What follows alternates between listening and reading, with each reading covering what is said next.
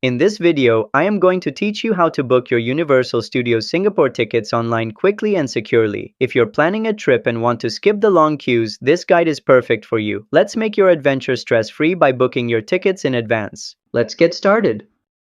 First, go to singaporetickets.com on your browser. This is a trusted platform for booking attractions across Singapore. Then scroll down and click on Universal Studios Singapore. It will bring you to the ticket booking page with available options. Next, click the Check Availability button. This lets you see which dates are open for booking. Then select your preferred date from the calendar. Make sure it matches the day you plan to visit. After that, select the type of ticket you want, whether it's a standard entry, express pass, or combo deal. Next, click the Next button to continue with the booking. You'll be taken to the ticket quantity screen. Then choose how many tickets you'd like to buy. You can select tickets for adults, kids, or both.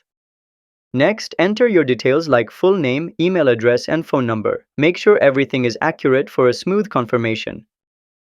Finally, click Confirm and Pay and input your bank details to complete the transaction. You'll receive your e-ticket shortly after.